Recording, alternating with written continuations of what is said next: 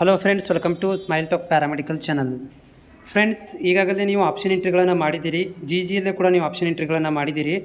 ಭಾಳಷ್ಟು ಕಾಲೇಜುಗಳನ್ನು ಕೂಡ ನೀವು ಸೆಲೆಕ್ಟ್ ಮಾಡ್ಕೊಂಡಿದ್ದೀರಿ. ಅರೌಂಡ್ ನೀವು 700 300 ಮನಸ್ಸಿಗೆ ಬಂದಷ್ಟು ಕಾಲೇಜುಗಳನ್ನು ನೀವು ಆಪ್ಷನ್ ಎಂಟ್ರಿ ಮಾಡಿದ್ದೀರಿ. ಆದರೆ ಅದರಲ್ಲಿ ನಿಮಗೆ ಎಷ್ಟು ಕಾಲೇಜುಗಳು ಗೊತ್ತಿದ್ದಾವೆ ಅನ್ನೋದು ಕೂಡ ನಿಮ್ಗೆ ಗೊತ್ತಿಲ್ಲ ಅಂತ ಅನಿಸ್ತಾ ಇದೆ.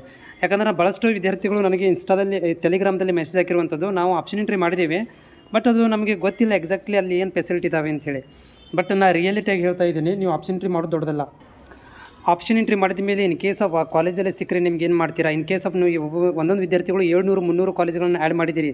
ಆದರೆ ಅದರಲ್ಲಿ ನಿಮಗೆ ಒಂದು 10 20 30 ಕಾಲೇಜುಗಳು ಬಿಟ್ಟರೆ ಉಳ್ಕಿದ ಕಾಲೇಜ್ ಬಗ್ಗೆ ನಿಮ್ಗೆ ಯಾವುದೂ ಅದ್ರ ಬಗ್ಗೆ ನಾಲೆಜ್ ಇಲ್ಲ. ಅಲ್ಲಿ ಹಾಸ್ಟೆಲ್ ಫೆಸಿಲಿಟಿ ಇದೆಯೋ ಗೊತ್ತಿಲ್ಲ, ಅಥವಾ ಅಲ್ಲಿ ಡೊನೇಷನ್ ಎಷ್ಟು ತೊಗೊಂತಾರೆ ನಿಮ್ಗೆ ಗೊತ್ತಿಲ್ಲ. ಡೊನೇಷನ್ ಅಂದಾಜು ನಿಮಗೆ ಅರೌಂಡ್ ಒಂದು ಮಿನಿಮಮ್ ಅಂತರೂ ಕೂಡ ಒಂದು 80,000 to 90,000 ತನಕನೂ ಕೂಡ ನಿಮ್ಗೆ ಏನು ಮಾಡ್ತಾರೆ, ಕ್ಲಿನಿಕಲ್ ಫೀಸು, ಆಮೇಲೆ ಅದ್ರ ಫೀಸು ಅಂತ ಎಕ್ಸೆಟ್ರಾಗಳನ್ನು ಕೂಡ ನಿಮ್ಗೆ ಏನು ಮಾಡ್ತಾರೆ ಅಂತಂದರೆ ಇಲ್ಲಿ ಡೊನೇಷನ್ ತೊಗೊಳ್ಳೋಂಥದ್ದು. ಆ ಡೊನೇಷನ್ಸ್ಗೆ ನೀವು ಕಂಫರ್ಟೇಬಲ್ ಇದ್ದೀರಿ ಅಂತಂದರೆ ನೀವು ಅಡ್ಮಿಷನ್ ಮಾಡಿಸ್ಕೋಬೋದು, ಅಂದರೆ ನೀವು ಆಪ್ಷನ್ ಎಂಟ್ರಿ ಮಾಡ್ಬೋದು.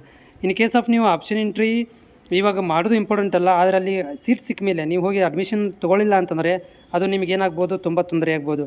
ಯಾಕಂತಂದರೆ ಇಲ್ಲಿ ಹೋದ ವರ್ಷದ ಲೆಕ್ಕಾಚಾರ ನೋಡಿದರೆ, ಹೋದ ವರ್ಷ ಏನು ಮಾಡಿದ್ದಾರೆ ಅಂದರೆ 10,000 ರೂಪಾಯಿ ಫೀಸಿಗೆ ಅಡ್ಮಿಷನ್ ಹೋಗಿದ್ದರು ಪ್ರೈವೇಟ್ ಕಾಲೇಜಲ್ಲಿ. ಅಲ್ಲಿ ಹೋದ ಮೇಲೆ ಹಾಸ್ಟೆಲ್ ಕಂಪಲ್ಸರಿ ತೊಗೋಬೇಕು, ಅದಕ್ಕೆ 1.5 ಲಕ್ಷ ರೂಪಾಯಿ ಪೇ ಮಾಡಬೇಕು. ಕಂಪಲ್ಸರಿ ಹಾಸ್ಟೆಲ್ ತೊಗೊಳ್ಳೇಬೇಕು ನಮ್ಮಲ್ಲಿ, ನೀವು ಗೌರ್ಮೆಂಟ್ ಬಂದರೂ ಕೂಡ ಹೋಗೋವಾಗಿಲ್ಲ ಅಂತ ಕಾಲೇಜಿನವರು ಹೇಳಿದರಂತೆ. ಸೊ ಅಂಥ ವಿದ್ಯಾರ್ಥಿಗಳಿಗೆ ಕೂಡ ಮೋಸ ಆಗಿತ್ತು. ಅದರ ಜೊತೆಗೆ ಕ್ಲಿನಿಕಲ್ ಫೀಸಿಗೆ 50,000 ರೂಪಾಯಿ ತೊಗೊತೀವಿ ಅಂತ ಹೇಳಿದರಂತೆ.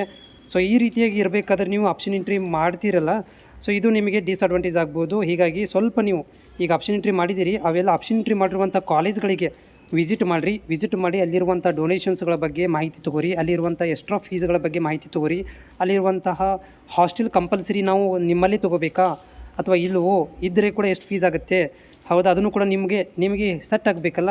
ಆ ರೀತಿಯಾಗಿ ನೀವೇನು ಮಾಡಬೇಕಂತಂದರೆ ಇಲ್ಲಿ ಅದನ್ನು ಮನವರಿಕೆ ಮಾಡಿಕೊಂಡು ನೀವು ಆಪ್ಷನ್ ಎಂಟ್ರಿಗಳನ್ನು ಮಾಡಿ. ಸುಮ್ಮನೆ ಬ್ಲೈಂಡಾಗಿ ನೀವು 200 300 ಕಾಲೇಜ್ಗಳಂತ ಎಂಟ್ರಿ ಮಾಡಲಿಕ್ಕೆ ಹೋಗಬೇಡಿ.